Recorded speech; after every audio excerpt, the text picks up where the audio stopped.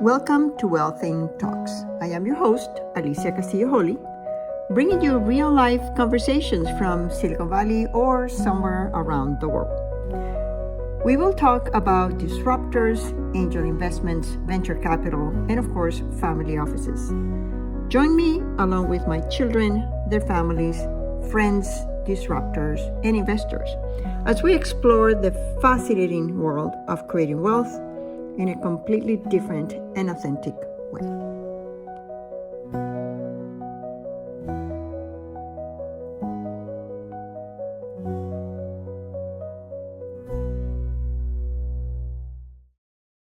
Hello, everyone. Welcome to another episode of the Wealthing Podcast. It is an absolute pleasure and honor to introduce you to Prerna. Prerna, thank you so much for being here with us.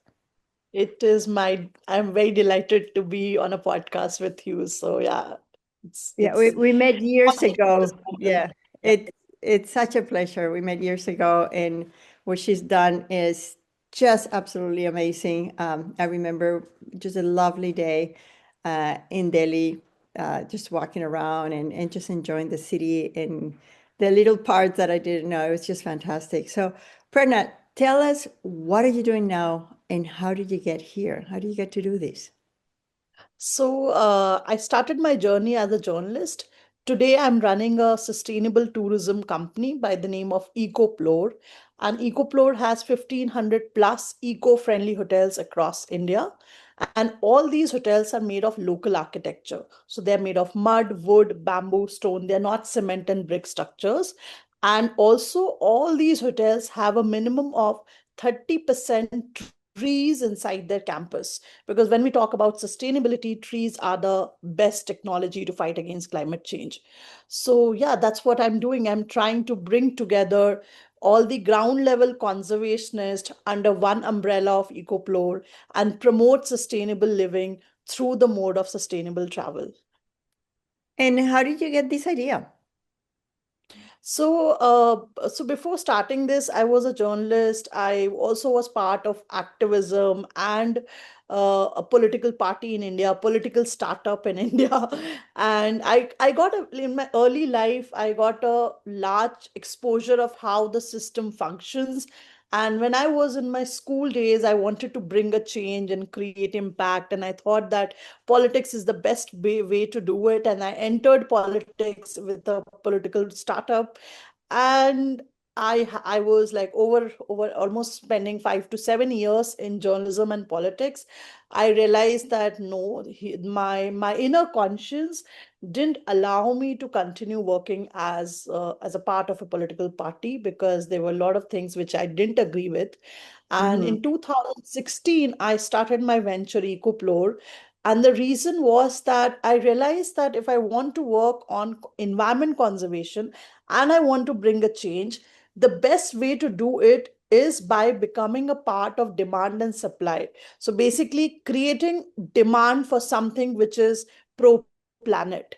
And since the world is global, it's a total global world, everything is interconnected, and money plays a very big instrument in this world.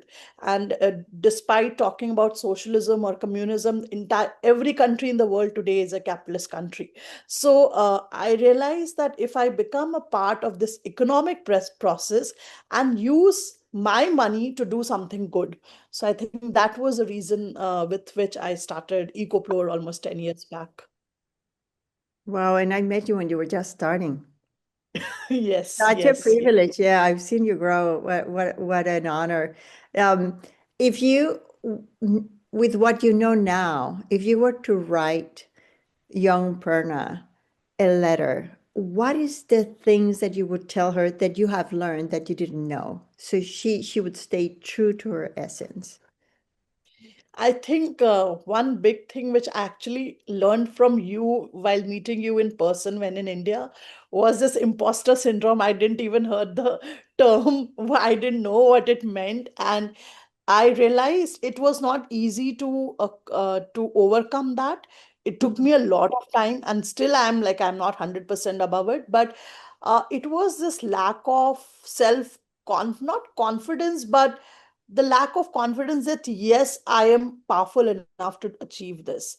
The another thing which was there, because I come from a middle class Indian background, was that money is, once you have money you become bad person, or you become corrupted, or you become like you start doing negative things, or in order to earn money you have to become corrupt.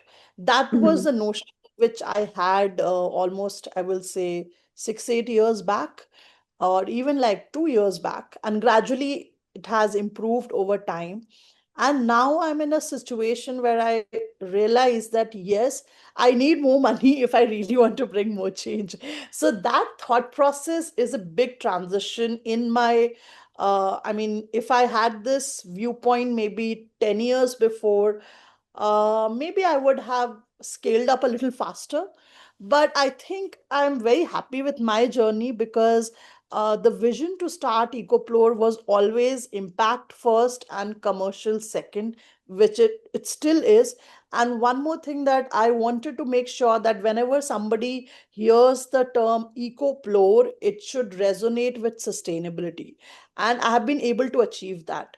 So I'm very happy that my journey has been little slow. It has taken me 10 years to be what I am today, but I'm very satisfied with my journey. Like, I don't regret doing anything. Like, I'm very happy that whatever I did it at the right time, and I'm not guilty or regretful for anything I did in my life.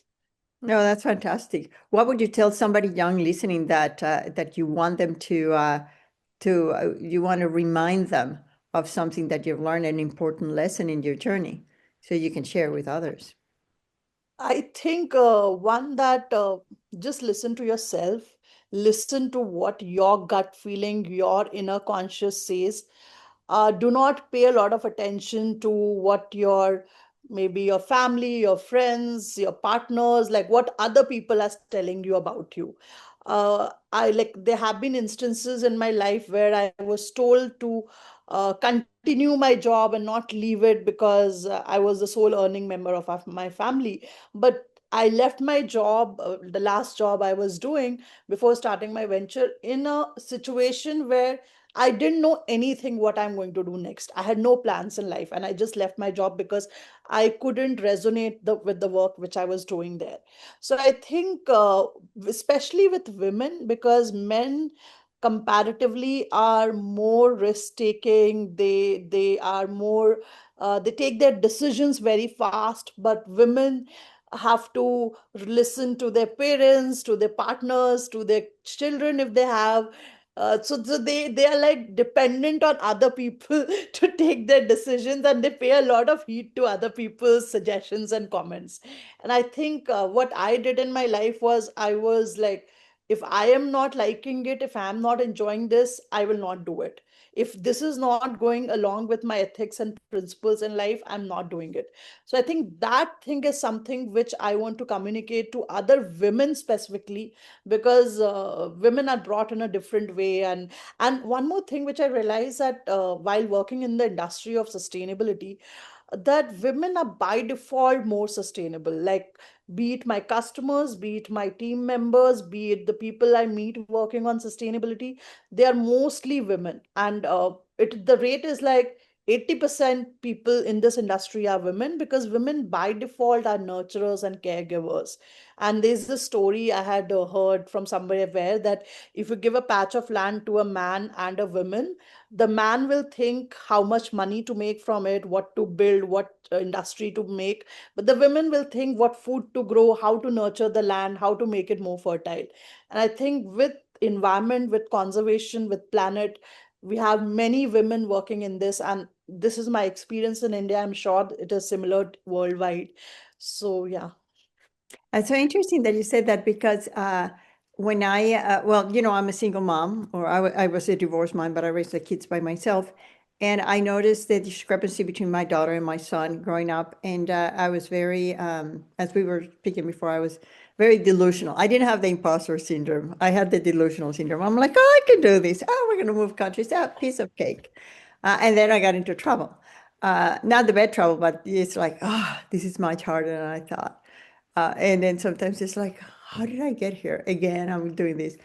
But I started reading books about socializing, gender socialization, and one thing that, if I may, I want to add to your conversation is when we socialize women and guys differently. So the best example, if you go to a park and there are kids playing and one kid hits another kid, if the kid being hit is a woman or is a girl, and she goes to the elders or whoever are the caretakers and says, hey, somebody hit me.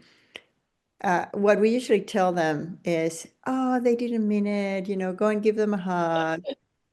And that is really bad for your control, self-control, and your awareness of who you are, because you were Yeah. hit. You don't want to hug anybody that hits you. You want to hit them back. And naturally, you start losing that sense of preservation, and you start putting other people's feelings ahead of you. And that's socialization. That's, in my opinion, that's more socialization than genetics. But if you have a boy and the boy gets hit, what do we tell them? Go and hit them Go back. back. And so I always told my kids, when I started thinking about that, I always told my kids, hey, listen, you have to make sure, both the girl and the boy, you have to make sure you have some balance. So for every girl that cannot throw a punch, there's a boy that cannot shed a tear. So so we usually got home and we would talk about those experiences and what is expected from them. So I think, Yeah. socially, we're women are learned to be more compassionate and less competitive, and men are learned to be more competitive, less compassionate. But I think both people are people, and we need to have that balance. We need to be able to stand up and say, that's not, doesn't work for me, Yeah. as women.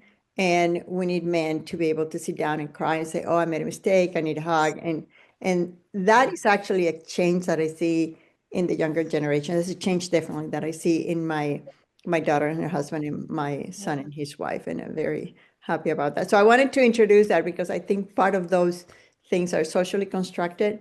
And, as a woman, I know that being very opinionated and, forceful has also gotten me into some heavy discussions about, why are you so aggressive? I'm not being aggressive, I'm being assertive.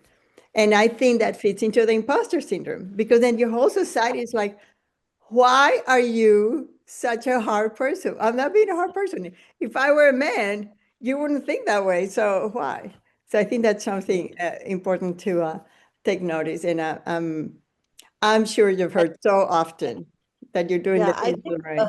the way we bring up our children, be it like a boy or a girl, like you mentioned, that the boy needs to be more compassionate and a girl needs to be more courageous or more risk-taking. So we need to have that balance is very, very important. And maybe that's happening in the Gen Z and Gen Alpha and Gen Beta now. So, yeah. Yes, yes, I see that. I love India, as you know. You can't see my background, but I have a whole bunch of Indian art in my house, and one of my granddaughters loves India. Actually, you went with me to shop some modern Indian clothes for her. Hope, yeah, Hope.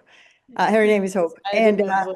yes, and I still promised to her that I was going to take her to the house that you have. Tell us about the house that you're having now. So, apart from the 1,500 hotels we have across India, we have this mud house in Delhi NCR by the name of One Bhoj. And this is a 30-year-old mud house which was built by architects Revti and Vasant Kamath, who were India's first architect who 40 years before started to work on sustainable living and sustainable architecture. So, they have done like over 400 sustainable buildings in their 40 years of work, and this was their residence, and each part of this house, each corner has a story to tell. It has so much of detailing, it has so much of, it's a labor of love.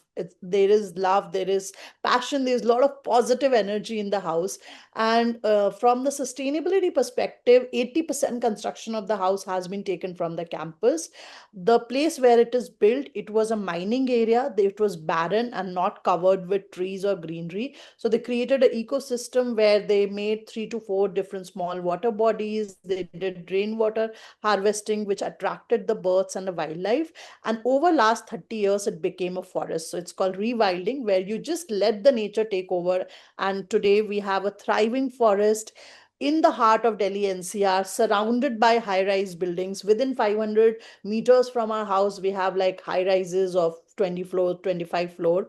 But when you come to our mini forest, we have woodpeckers, hornbills, porcupines, mongoose, nilgai, sunbirds, a lot of other butterflies, squirrels, bats, eagles, fireflies, monkeys, squirrels.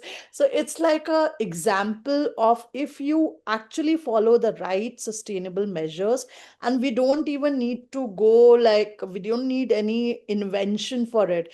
The roots, our 100 years before, the lifestyle we led was by default sustainable. So if you just start practicing those things and add some modern technology to it, I mean, this is the like you can create something which is very beautiful. So generally, when we think of mud houses in India, we relate it to kacha construction, like not something which is durable or something which is only a poor man's house.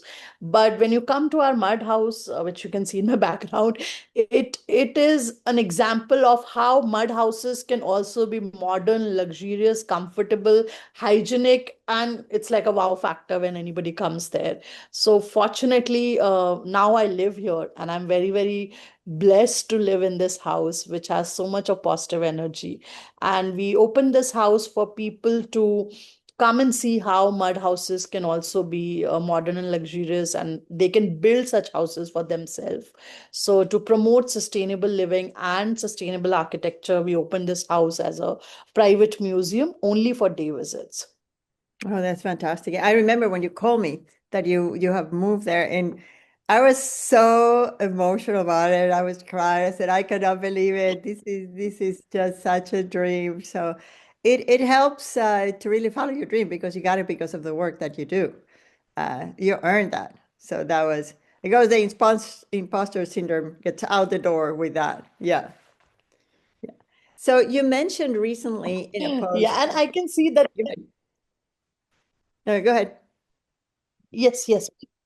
So just that I was saying that my journey has been slow if somebody sees it in numbers, but it has been very blissful, very impactful, and the house finally is like a blessing which we received as a result of the work maybe which I was doing with full honesty and full like a good intent. So yeah. Yeah, authenticity and intention. Yeah. So one of the reasons Yes. that we connected recently was a post that you did about investing and about wealth, and of course we have our own method about creating wealth. And personally, I don't think you can create wealth without sharing it. So I wanted to get your opinion about what do you think is wealthy? What do you think is create the wealth creation process? How do you view yourself in that process? So for me, like wealth is not just having a lot of money in your bank, or maybe being the person with the most amount of money. Like for me, success or being wealthy is not a definition where you have a large amount of money with you. A wealthy person is like, that's my definition. A wealthy person is somebody who has a good night's sleep, who when the person is sleeping, like this is an Indian phrase which I had heard in my child, that when you're sleeping you should not have any tensions, no worries, no guilt, no regrets. and and you should sleep in a way that, okay, even if I die the next moment, I will be very happy and satisfied with my life. So wealthy for me is that, and as on a personal level, on a company level, it is about, so since the vision of our company is environment conservation, um, any decision we take in the company, the planet should be the first priority in that decision. So all the decisions we have been making over last 10 years, in every decision, the veto power should be, because whether will it be positively impacting the planet or will it be harming the planet. So for me, wealthy in terms of the company is that. And yeah, money of course is very important, but money is just an instrument. Money is never the end goal.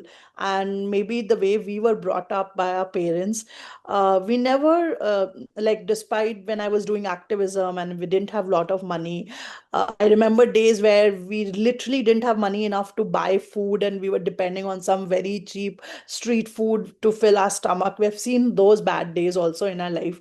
And today, whatever we are is our own effort. We are not somebody where we come with a privilege background of lot of wealth in our family and we're just taking it forward. No, whatever we have established, be it my brother, my sister, me, or my husband, we have done it from our own effort. Everything is a labor of our own sweat and effort. So of course we need money, because money is the instrument in the current society and the world, the global world, where if you want to do anything, I still remember this statement of yours that if you really want to make more impact, you need more money. So I realized that the real meaning of that. But that doesn't mean that I will be just running like a rat, like that rat race of running after money. Somebody is carrying the money and you're just running after it blindly. So yeah, that is how I define wealth. That's so interesting. I learned so much in the podcast. I never heard the consideration of the planet as a stakeholder, and I think it would be so important if we started to consider the planet as one of our investors. I think that's a very, very powerful statement for podcast. Thank you. So so Yeah, and also just one thing, that because why planet, and it's no longer a choice. It's no longer whether we want to conserve planet or not. And the planet doesn't need us at all. Like it is only we who yeah. need the planet to survive. So all the decisions from now or from future, they have to be taken considering the conservation of the planet. Otherwise, we will not have space to survive. So it is no longer a choice thing that, okay, I am doing something on environment, so I should be conscious. Anybody doing anything on any domain, any sector, need to be conscious if they want to survive on this planet. Otherwise, maybe we'll also get extinct like some like dinosaurs a few years later. Yeah, well, at least there's the awareness before, and not only the awareness, there's some vehicles. So people look at you and say, there is a vehicle. And I'm sure a lot of people that have the hotels or the touristy places that you promote at Ecoplore, I'm sure that they would think, hey, it's good that somebody recognizes what we do as something very unique and very important and pleasurable and sustainable. So it's a whole bunch of combinations, not just talking, but also doing. So thank you for doing that. Yeah, yeah. I It's have a friend of pleasure. mine who went to a tour that you organized. I remember, yeah, Matt and Anita. Adam, Anita, yeah, yeah, Yeah. yeah. So let me wrap this up with a very philosophical and deep question. I don't know if you know this. Most of our listeners have heard this. When I was 13, I fell off a horse and I was in coma and I died. And then I came back and I was like, oh my gosh, uh, I have Okay. I have this privilege. I don't feel bad about it actually, and it happened a long time ago. But I still remember. It'll get to a day maybe I won't remember. Maybe I won't be here to say that. But since a very, very young age, I had the fortune of knowing that I was going to die, and that this that I had was a gift that was earned every day. So when you mentioned about going to sleep, feeling no regrets, that's the way I go to sleep. So blessed. Oh, another day. Oh, what a blessing. And maybe I have bad days. I said, okay, well, what a lesson. It's like, oh, I didn't need this lesson. But most of the days, I'm just grateful that I got another day to live. It's so magical. So my question to you and my question to my guest is, when you're no longer here, who is Perna? What is your legacy? Who are you when you cease to be here? I think for me, I would just a person who did her bit to save the planet. I will not say save the planet is again a very, I mean, a human oriented thing, but yes, a person who dedicated her life, one, especially when I started my company. Since then, before that, of course, I had other thoughts in my mind. But since last 10 years, when I started Ecoplore and going ahead in the future, because I'm 100% sure whatever may happen, whether I'll earn, don't earn, I don't, whether we succeed, not succeed, but I'm going to continue doing this till the end of my life. And I am 100% sure about it. So, once, if I'm not here as a legacy, I just want to be remembered as a person who did her bit in making the planet better for humans. Yeah. Well, thank you so much. How do people contact you? They can, my phone number, or they can go to our website, Yeah. ecoplore.com. So it's eco and plore from explore. So Ecoplore. If just type Ecoplore, they'll get it in the Google. Prerna, thank you so much for spending your time with us. No, it is completely my pleasure to talk to you whenever, like anytime we connect, there is, apart from just knowing you, there's a different kind of connection we have when we talk. There's magic. Thank you. Thank you very much. Pleasure, pleasure. So I hope you enjoyed this conversation. After our podcast, we continue talking about the growth of our company, Ecoplore, and they having a construction company. They have a lot of ideas.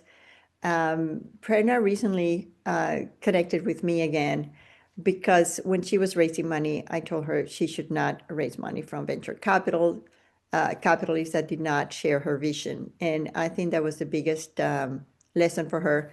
The first one is that capital is not bad. I had to learn it myself, and I hope you can learn that. But the second is capital should have intention behind it because capital doesn't make decisions. Businesses don't make decisions, people make decisions, and we cannot separate the person from the business.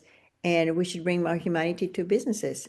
So I hope you enjoy this conversation. I hope you get to go and visit Ecoplore and see the amazing companies or hotels or hostels or bed and breakfast that Prerna has. She started meeting them as a journalist, meeting the people that had these amazing structures that nobody knew that were very small, and it has continued to grow. And thank you so much for being here with us. It's been a pleasure. This is your host, Alicia Castillo Holley, and I'll see you in the next Wealthing episode. Thanks for tuning in to our Wealthing Talks. I hope you've enjoyed this conversation. To stay connected, visit us at wealthing.com. This is Alicia Castillo Holley, your host, and until next time, yours in Wealthing.